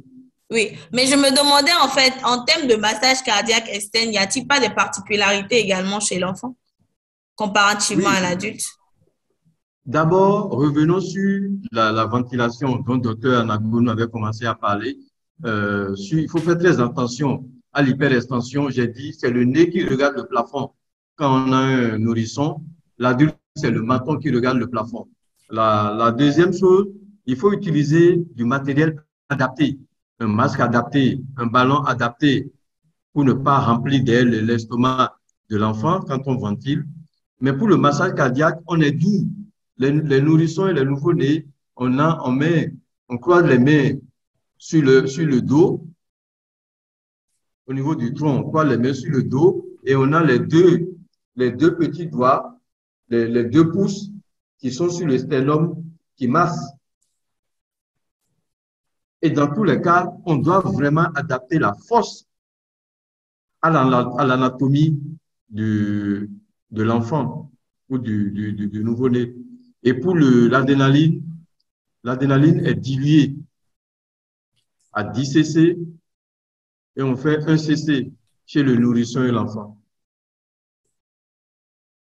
D'accord, professeur. Je pense qu'il y avait aussi une préoccupation. À quand les défibrillateurs dans nos villes? Je pense que c'est quand même une question. Les défibrillateurs commencent à venir. Les défibrillateurs commencent à venir dans nos villes. À Cotonou, les grands magasins maintenant ont un défibrillateur, Erevan et d'autres. L'aéroport, il y a des défibrillateurs à plusieurs endroits. Au Palais de la République, à des endroits. Mais on est en retard. Normalement, toutes nos universités devraient avoir un défibrillateur. J'étais à Haut-France, un village très éloigné quelque part en France la dernière fois, et je suis passé devant une salle des fêtes dans ce village d'à peine 200 ou 300 habitants comme population. Il y avait un défibrillateur à l'entrée de la salle des fêtes. Ouais, on n'est pas encore là, on va arriver. D'accord, professeur, nous espérons y arriver un jour. Je ne sais pas s'il y a d'autres confrères qui ont des préoccupations. Vous savez pourquoi on a été en retard pour les défibrillateurs? C'est parce que pendant longtemps, on a pensé que les maladies cardiovasculaires ne nous concernaient pas. Et les arrêts cardiaques, ce n'est pas pour nous. Or, de plus en plus, chaque jour, vous entendez parler d'arrêts cardiaques et on les laisse mourir. On les laisse mourir. Les gens ne savent même pas qu'il faut continuer à masser jusqu'à ce que les secours arrivent. Ils les transportent directement dans leur véhicule et ils s'en vont. Ils meurent avant d'arriver à l'hôpital. On est concerné aujourd'hui par l'arrêt cardiaque à cause de l'infarctus du myocarde qui est fréquent et l'embolie pulmonaire qui est très fréquente aussi. D'accord. Il y a docteur Abdel Saïzonou qui aimerait poser une préoccupation. Docteur, vous avez la parole. Merci de vous présenter et de poser votre préoccupation. Merci, docteur Pascaline. Je m'appelle docteur Abdel Saïzonou du Bénin. Maintenant, je remercie notre collègue, notre cher maître pour la présentation. Au fait, ce n'est pas une question, c'est plutôt une suggestion, une proposition. Est-ce qu'il ne serait pas intéressant que dans la prévention secondaire de l'arrêt cardiaque, cardio-respiratoire, ce ne serait pas intéressant déjà de donner des cours de secourisme déjà au secondaire pour les élèves? Bon, je pense que ça peut participer à l'éducation de la population, dans instituer des cours de secourisme, déjà massage cardiaque, ventilation assistée, déjà dans les cours au secondaire, à partir de la seconde, de la première, bien de la terminale. Je pense que ça serait vraiment très intéressant. C'est tout. Merci. Merci à vous, docteur, pour votre recommandation. Pascaline. Docteur, oui, professeur. Donc tu veux prendre une série de questions, c'est ça? Ben, je peux vous laisser lui répondre avant de continuer. Oui, parce que c'est une question très importante. Il y a 5 ans, nous avons fait une thèse dont le sujet a été publié sur la connaissance des signes d'arrêt cardiaque au niveau des universités de formation non médicale à Cotonou, public, privé, formation non médicale à Cotonou, c'est une catastrophe. C'est une catastrophe. Il y a moins de 10% qui peuvent vous dire qu'il ne respire pas, il ne réagit pas, c'est un arrêt cardiaque. Il y a moins de 15% qui peuvent vous dire, ouais, on prend un pouls périphérique. Donc, et il faut le faire plus tôt. Il faut le faire au cours primaire. Les instituteurs et les élèves et les écoliers. Déjà. Et c'est quand on fait chez eux que ça prend plus. Les autres, ils s'en foutent. Quand on les laisse grandir, ils s'en foutent. Il faut que ça puisse être fait. On a un projet de faire l'évaluation au niveau des écoles primaires et demander à ce que ça puisse se faire. C'est une belle argumentation qu'il a faite. Merci beaucoup, professeur. Je pense qu'il y a beaucoup d'engouement. Il y a beaucoup de personnes qui ont des questions maintenant. Docteur Yacouba Daouda Abdoul, merci de vous présenter, de nous dire d'où vous venez et de poser votre préoccupation. Vous avez la parole, docteur. Oui, bonsoir. Et bonsoir, je remercie docteur. le cher maître pour sa brillante présentation. Moi, c'est Yacouba Daouda Abdoul Nasser, urgentiste depuis le Niger. Et ma question, c'est de savoir à quel moment est-ce qu'il faut juger d'arrêter la RCP au vu des possibles séquelles ou de l'impossibilité de la récupération du patient. Merci. Merci beaucoup à vous, docteur. Nous allons passer la parole à docteur Issa Diallo, je pense. Docteur Issa Diallo. Vous avez la parole. Merci de vous présenter, de poser votre préoccupation. Oui, bonjour à tous, c'est Issa Diallo. Bon, c'est pas docteur, je suis infirmier d'État au Mali. En fait, moi, j'aimerais demander un patient qui est en arrêt, un arrêt cérébral, est-ce que c'est la peine encore de continuer avec le massage cardiaque ou il faut arrêter? Merci. Merci à vous, docteur, pour votre préoccupation. Nous allons passer la parole à docteur Natacha. Bonjour, docteur. Merci de prendre la parole et de vous présenter. Oui, bonjour. Je suis en migration. Oui, je suis docteur Natacha Noirfort. Je suis médecin pédiatre au CH des Eaux au Bénin. En fait, j'avais peur que ça ne passe pas bien. C'est pour ça que je ne voulais pas prendre la parole. J'avais écrit dans le chat et je remercie le professeur pour sa présentation. Et il y a véritablement un problème de formation, même parmi les agents de santé que nous sommes, par rapport à cela. Et je voudrais faire une proposition au professeur qui est quand même le président de la société, pour que des formations soient faites au niveau des départements, vraiment que les gens descendent, pour que nous, agents de santé, nous puissions savoir le faire pour pouvoir sensibiliser d'autres. Ma deuxième préoccupation que vous avez oubliée dans le chat, c'est par rapport aux indications, par rapport aux lunettes et aux masques faciaux. C'est-à-dire à quel moment utiliser les différents supports que le professeur a présentés. Merci beaucoup. Merci beaucoup à vous, docteur Natacha. Je vais donner la parole à docteur Rinvo.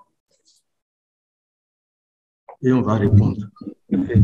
Oui, bonsoir, professeur. Bonsoir, docteur Pascaline. Moi, c'est docteur Simplice Rinvo, médecin généraliste à l'hôpital de zone de Tchaourou. Ici, j'ai deux préoccupations. La première, je rencontre certains, surtout en pédiatrie, comme le professeur n'avait pas bien détaillé. Je voudrais savoir comment faire. Il y a des nourrissons qui viennent de détresse respiratoire. Après avoir observé A, B et C, la saturation ne monte pas souvent. Souvent, c'est des enfants qui viennent à 31%, 40%. J'aspire, je fais tout, mais la saturation ne monte pas. Je voudrais savoir, concernant les nourrissons, est-ce qu'il y a une particularité dans la prise en charge qu'il faut observer dans ces cas-là surtout, ou que faire? Ma deuxième préoccupation, c'est concernant, parce que le professeur tout à l'heure dans sa présentation, que le glucose est le carburant et l'oxygène est le second élément que il y a les deux éléments. Un patient qui est comateux, AVC, qui est entré en coma et fait une détresse respiratoire. Nous avons aspiré, nous avons assuré les 4 systèmes, mais la saturation ne monte pas toujours. Est-ce que je puisse lier ça à une mort cérébrale et que faire? Et la dernière chose que je voudrais profiter pour demander, c'est, comme le professeur a nécessité réanimateur, je voudrais savoir, je voulais entendre au cours de la libération des voies aériennes et intubées. Mais le professeur n'en a pas parlé. Je voudrais savoir à quelle étape on doit intuber et est-ce que nous, médecins généralistes, parce que par exemple, chez moi, dans nos centres, non pas médecins réanimateurs, c'est les anesthésistes qui sont là et il est le seul. Est-ce que nous avons l'habilité d'intuber en urgence? Mais quand est-ce qu'il faut penser à ce geste-là? Je ne pense pas mettre ça au premier plan. Je vous remercie. Merci beaucoup à vous, docteur. Je vais passer la parole au professeur avant de continuer avec les séries de questions. Merci Pascaline, c'est mieux. Hein? D'accord. Sinon, ça va être... Et je te signale qu'il y a un certain Cédric Degbo qui a levé la main. C'est dur, hein? Lui, on peut se passer de lui. Oui, on va se passer de lui en attendant. Donc, à quand arrêter une réanimation? À quand arrêter une réanimation? Au lieu de se poser cette question, en fait, il y a une autre question qu'il faut se poser et qui vous donne la réponse de à quand arrêter. La question qu'il faut se poser, c'est à quel moment du processus j'ai commencé la réanimation? À quel moment du processus j'ai commencé la réanimation? Le temps, c'est du cerveau. Le temps, c'est du tissu. Si le patient a fait un arrêt cardiaque, il est sans débit. Ça veut dire plus rien. La circulation, on a dit c'est la circulation qui s'est arrêtée. Donc, les tissus ne reçoivent plus d'oxygène. Si vous êtes présent devant lui, qui fait l'arrêt cardiaque devant vous, vous commencez à masser immédiatement, vous allez dire qu'il y a un no-flow. Il n'y a pas eu de no-flow. No-flow, ça veut dire que le temps pendant lequel il n'y a eu aucun débit. Il n'y a pas eu de no-flow. Mais il peut y avoir un low-flow, le bas débit. Donc, si vous n'avez pas du tout de no-flow, si à aucun moment le cerveau n'a souffert de manque d'oxygène et vous commencez à masser, vous pouvez masser le plus longtemps possible. Les gens massent pendant des jours. C'est-à-dire qu'on commence à masser et puis après, il y a un appareil qui peut continuer le massage cardiaque après. Et il y a des récupérations qui surviennent si c'est des problèmes au niveau cardiaque. D'autres soins continuent et puis la récupération survient. Il y a notamment l'exemple d'un joueur qui s'est arrêté sur un terrain. Le soigneur était à quelques secondes de lui, donc ils l'ont massé, il a récupéré. Mais si vous êtes arrivé tard, que les tissus ont déjà souffert, que le cerveau a déjà souffert, vous massez pendant 30 minutes, 45 minutes, vous n'avez plus rien, vous êtes bien obligé d'arrêter. Donc le vrai problème, c'est se débrouiller pour commencer le massage le plus longtemps possible pour que le cerveau n'ait jamais été privé longtemps d'oxygène. Si on fait ça, il n'y a pas de délai. Dans la pratique, quand c'est quelqu'un que vous connaissez, vous n'avez pas envie d'arrêter le massage. Quand c'est quelqu'un que vous ne connaissez pas, après 15 minutes, vous croyez que vous avez déjà fait 1 heure. Mais il faut quelqu'un qui mette le chrono pour qu'on puisse masser le plus longtemps possible avant de s'arrêter. On ne perd rien à masser le plus longtemps possible, mais il faut qu'on commence le plus tôt. Le temps de recoloration, combien de temps ça dure? En fait, la recoloration est instantanée. Mais dans les leçons, on va vous dire temps de recoloration supérieur à 3 secondes. Mais ça n'a même pas besoin de faire 3 secondes. C'est instantané.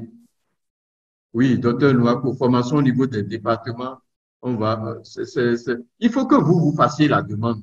Si les demandes arrivent, on va s'organiser parce que nous, on fait tellement de choses à la fois que on n'arrive pas à tout faire. Et les anesthésistes et animateurs au Bénin ne sont pas nombreux.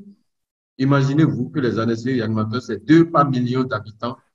Il y a 2 anesthésistes par million d'habitants en Afrique noire. C'est 30 par million d'habitants au Maghreb. C'est 200 par million d'habitants en Europe. Et nous n'avons pas de médecins urgentistes. Tout ça, c'est en réflexion pour qu'il y ait des médecins urgentistes. Les anesthésistes et animateurs seuls ne peuvent pas tout faire, notamment dans la médecine extra-hospitalière. Indication des interfaces. Très belle question. J'aurais dû vous montrer que lorsqu'on met les lunettes, on atteint difficilement 40%. Vous atteignez difficilement 40% lorsque vous mettez les lunettes, en sachant que nous sommes tous ici à 21% d'oxygène.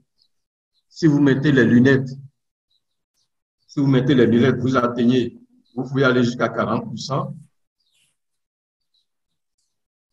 maximum, parce que le sujet prend l'oxygène qui vient directement à 100%, mais aussi il respire l'air de l'environnement.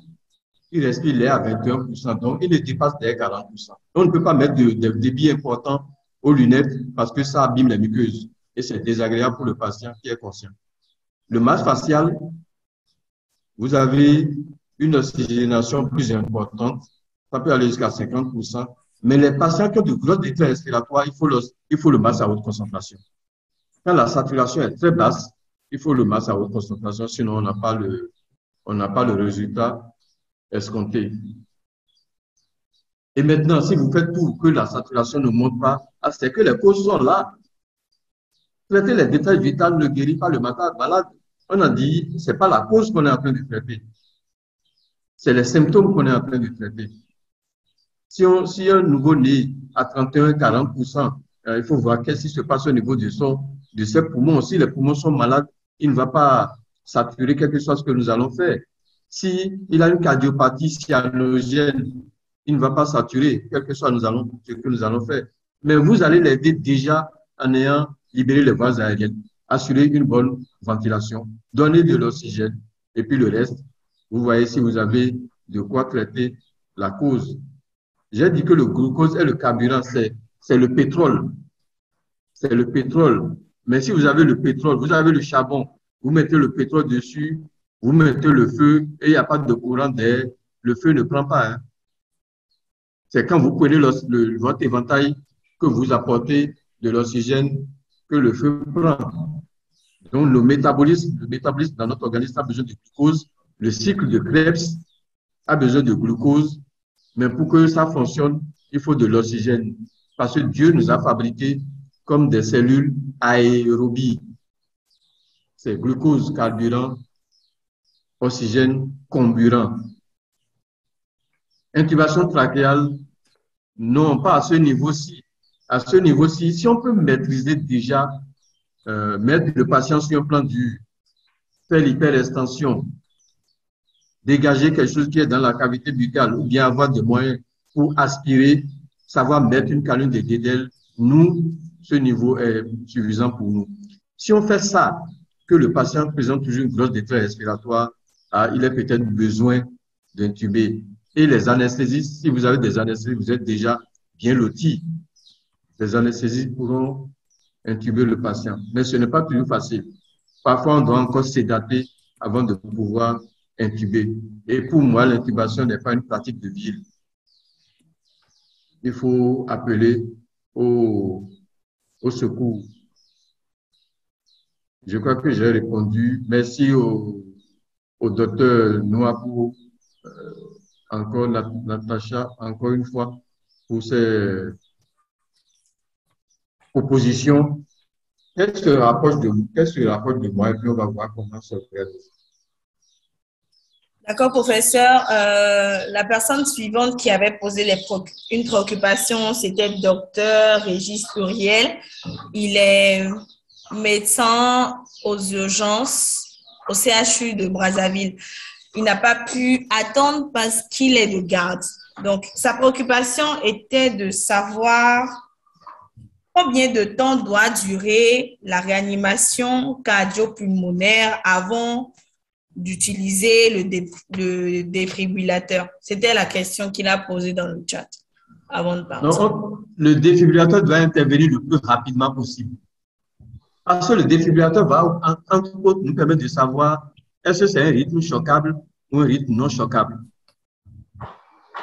On est dans la rue, on est dans un magasin, on n'est pas à l'hôpital. C'est le défibrillateur qui va voir est-ce que c'est un rythme choquable, est-ce que c'est un rythme non choquable. Et le défibrillateur nous aide à choquer. Si, après le défibrillateur, ça ne reprend pas, on remet le défibrillateur de côté et on recommence le massage cardiaque externe. D'accord, professeur. Massage cardiaque externe, ventilation. OK. Dans le chat, il y avait deux préoccupations. Faut-il faire un massage cardiaque externe chez un patient ayant un pacemaker? Ah, ça, c'est des cas très particuliers. Et je crois qu'il ne faut pas insister sur ces cas. S'il est en arrêt cardiaque, il va mourir de toutes les façons. Hein. Avec ou sans pacemaker, s'il fait un arrêt cardiaque, ça veut dire que le problème n'est pas le pacemaker. Le pacemaker améliore son rythme. Le pacemaker améliore son rythme. Mais le rythme n'est pas là pour être amélioré par le pacemaker. Donc, il va s'arrêter. Il va s'arrêter. Donc, on peut toujours faire le massage cardiaque. On ne perd rien à faire le massage cardiaque. Maintenant, si le patient a une médiase bilatérale aréative, faut-il faire le massage cardiaque? Il ne fallait pas regarder ses pupilles avant de commencer le massage cardiaque. Regarder ses pupilles avant de commencer le massage cardiaque est une faute, et même un crime. Parce que, dans la rue, vous n'avez pas de torche. 2, à l'hôpital, votre torche n'est pas forcément dans votre poche. Si vous êtes allé chercher la torche avant de commencer le massage cardiaque externe, c'est un crime. Vous êtes en faute. Donc, il faut faire le massage cardiaque d'abord, et puis c'est dans l'évaluation après qu'on se dit que malgré le massage cardiaque, il est en médiase bilatérale aréative, nous allons arrêter. Mais je vous assure qu'il y a des patients en médiase aréative qui sont revenus après le massage cardiaque sans séquelles. Donc, il ne faut pas regarder ces choses-là. Il faut masser et voir si un battement cardiaque spontané revient. Exprès, je n'ai évoqué aucun des autres signes que les gens veulent citer dans l'arrêt cardiaque. Oubliez tout ça. Il ne réagit pas, il ne respire pas. Mettez-le sur un plan dur, criez et massez. Le reste viendra après. Merci beaucoup, professeur. Je ne sais pas s'il y a d'autres confrères ou consoeurs qui ont des préoccupations.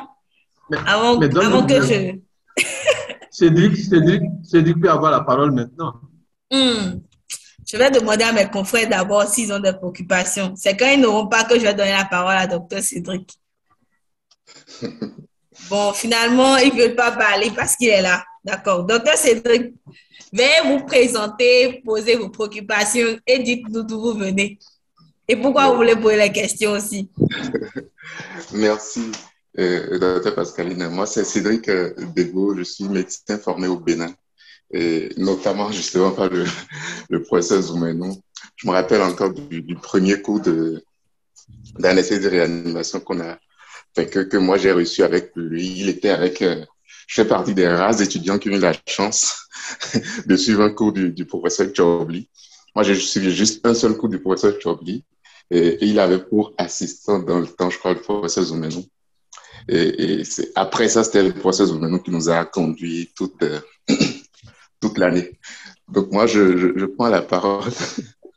Je prends la parole en fait pour dire merci au professeur d'avoir... Donc, vous n'avez pas de questions, docteur? Oui, j'ai une question, je vais en venir, mais laisse-moi dire merci. Laisse-moi parler. D'avoir accepté notre invitation. Et avant ma question, insister sur l'homme. Parce que moi, j'ai des expériences personnelles avec le professeur Zoumeno, qu'il ne me connaissait aucunement pendant que j'étais étudiant, parce que j'étais un étudiant vraiment discret, un peu fuyard même, mais qui a décanté des situations très complexes pour moi, sans me connaître, sans jamais me voir. Donc, il m'a prouvé à maintes reprises que c'est un homme d'équité, d'intégrité, et il donne la chance à tout le monde. Ça, je peux le dire à haute et intelligible voix, partout où je passe. Il m'a donné ma chance à plusieurs reprises. Et juste un petit exemple. Moi, j'ai eu par exemple la chance de reporter ma prestation de serment grâce à une signature du professeur. Parce que j'avais un conflit d'agenda. Ça n'arrive pas tout le temps. Je pense que c'est suffisamment exceptionnel pour que je puisse le mentionner. Je pense qu'il ne me connaissait pas avant de le faire. Je pense qu'il l'aurait fait pour n'importe quel autre étudiant, professeur. Ça, c'est vraiment tout à votre honneur. Par rapport à ma question, maintenant, moi, personnellement, j'ai jamais touché à un défibrillateur quand j'étais dans le service de réanimation du CHU. Il y en avait un qui était accolé au mur, là, qu'on descendait quasiment jamais.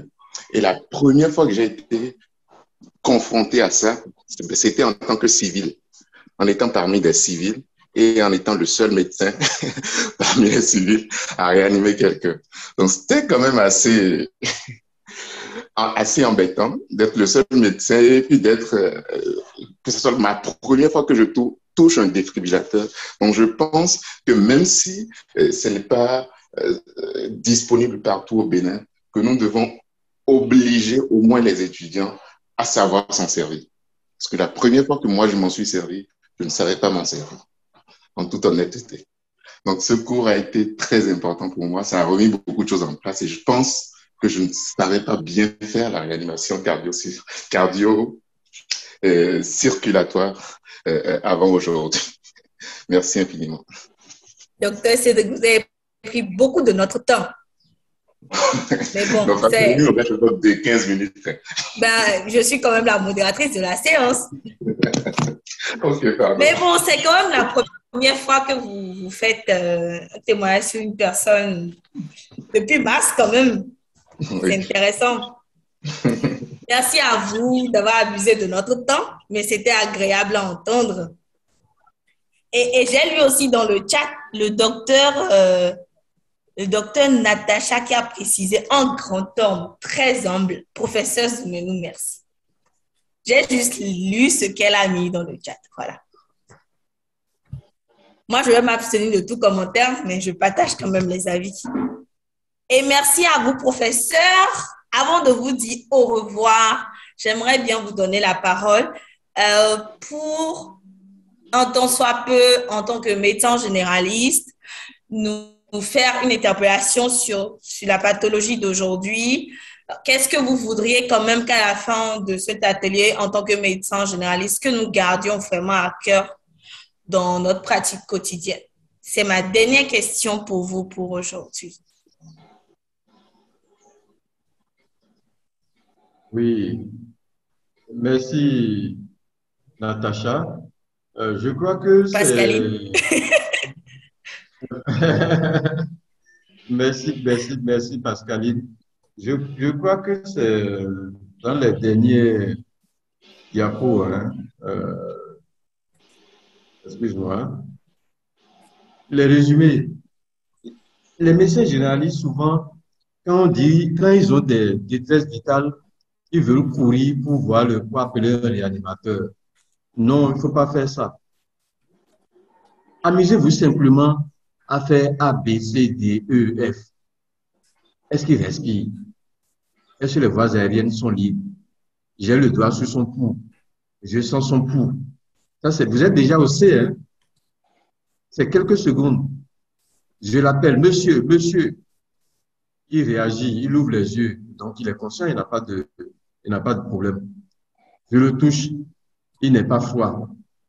Vraiment, vous allez calmer des parents et prendre le temps d'examiner votre patient plus profondément. Calmer des parents dont le patient n'est pas grave pour vous occuper d'un autre patient qui est plus grave, en toute connaissance de cause. Et la dernière chose, apprenez, chacun doit apprendre à faire les gestes simples. Comment on fait une hyperextension de la tête? Comment on met en place une canule de Guédel? Comment on aspire un patient? Et surtout, l'arrêt cardiaque, on doit savoir réanimer. Tout médecin généraliste, et j'ai l'habitude de dire, pour l'arrêt cardiaque précisément, savoir que quelqu'un qui ne respire pas et qui ne bouge pas, après avoir fait un malaise à côté de moi et un arrêt cardiaque, c'est un acte civique. Si je ne sais pas le faire, en fait, je ne mérite pas ma carte d'identité civile. Simplement, ce n'est pas un problème médical. Et si c'est déjà pour le civil, qu'en est-il de nous-mêmes? Expérience du docteur Debo, expérience de Natacha, nous devons savoir. Et l'école, la fac ne suffit pas, effectivement. La fac, les gens suivent ces cours pour valider leur matière, mais ils ne retiennent pas. Il faut leur refaire quand ils sont libres pour qu'ils puissent vraiment maîtriser. On va travailler à ça. Merci beaucoup.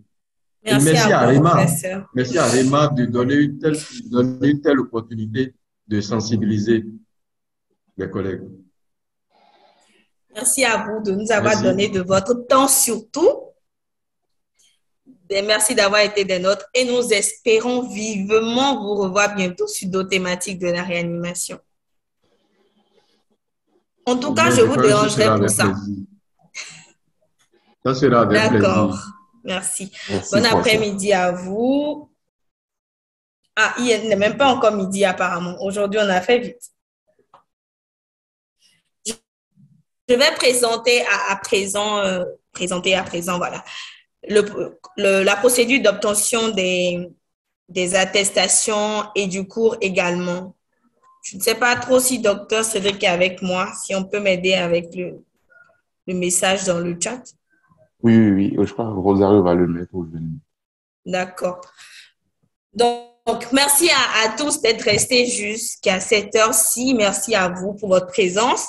Pour la procédure d'obtention des attestations et de la communication de ce jour, c'est toujours sur notre plateforme Réma Learning. On va envoyer le lien dans le chat pour vous, mais si vous n'arrivez pas à pouvoir copier rapidement le lien, vous pourriez taper sur Google Réma Learning, comme ça s'entend. Réma, R-E-M-A, et puis Learning, comme apprentissage. Et ça va vous amener sur notre interface de formation médicale continue. Vous n'avez qu'à taper le webinaire d'aujourd'hui. Généralement, il y a webinaire, il y a tout. Il y a les anciens webinaires, il y a les webinaires à venir et il y a le webinaire qu'on vient de faire. Vous aurez une courte vidéo qui vous permet de revoir la communication du professeur, tout ce qu'il a eu à dire au cours de sa communication. Et puis après, vous pourriez télécharger les fichiers gratuitement en bas. Il y a l'attestation que vous pourriez également, grâce au crédit que vous auriez obtenu par votre participation sur la plateforme de Réma, vous pourriez télécharger aussi après une courte évaluation. Voilà. Il y a également un numéro WhatsApp dans le message envoyé par mon confrère dans le chat qui vous permet bien évidemment de poser des préoccupations, de dire s'il y a des choses que vous ne comprenez pas et de demander aussi de l'aide pour l'obtention d'une ou de quelque chose d'autre par rapport à Réma. Voilà un peu ce que j'ai à dire par rapport à la procédure d'obtention. Je ne sais pas si vous avez à ce niveau des préoccupations, des choses que vous ne comprenez pas. Vous pourriez toujours prendre la parole et poser votre préoccupation. Et ensemble, nous allons essayer de vous répondre. Je ne sais pas s'il y a des confrères qui ont des préoccupations par rapport à la procédure. Je pense qu'apparemment, tout est bien clair. Pour toutes les personnes qui n'arrivent pas à télécharger le document facilement, veuillez écrire au numéro, on pourra toujours vous y aider. Je ne sais pas si le docteur Cédric a quelque chose à dire avant que je ne continue. Non, Pascaline, tout est correct pour moi. Merci beaucoup, docteur. Ce soir, aujourd'hui, j'avais précisé plus haut qu'aujourd'hui, c'est samedi spécial. Donc, ce soir, nous avons un autre webinaire, si je ne m'abuse, c'est sur la sexualité et la grossesse. Docteur Cédric, c'est bien ça? Oui, c'est bien ça. Voilà, c'est à quelle heure? Montpellier, à Ouian. À 20h de Cotonou et à 19h GMT. D'accord. Donc, aujourd'hui, c'est samedi spécial. C'est le samedi des maîtres. Voilà. Ce matin, c'était en anesthésie réanimation. Ce soir, nous allons aller en gynécologie et ça sera à 20h, heure du Bénin, 19h GMT. Pour mes amis du Burkina, je vous en prie, ce n'est pas 20h, c'est 19h. Pour mes amis du Togo aussi, c'est 19h, mais pour mes confrères et consoeurs du Bénin, c'est 20h. J'espère vous revoir ce soir. On se dit à tout à l'heure. Bon après-midi à vous. Docteur Pascaline. Oui, professeur. Excuse-moi, laisse une seconde pour saluer docteur Mewanou qui était en ligne, que je viens de voir en ligne, parce qu'il devra nous aider dans la suite, dans ce que les gens ont demandé de faire sur le terrain. Sans eux, ce n'est pas possible à faire. Excellent. Merci beaucoup. À vous. Merci beaucoup à vous, docteur Serge Mewanou, c'est ça. C'est ça, oui. Voilà. Merci d'avoir été des nôtres. Et merci à tout le monde, merci à tous ceux qui sont restés. Voilà. Je vous dis bon après-midi. Préparez-vous pour 19h GMT, 20h au Bénin pour le prochain webinaire. On se dit à tout à l'heure.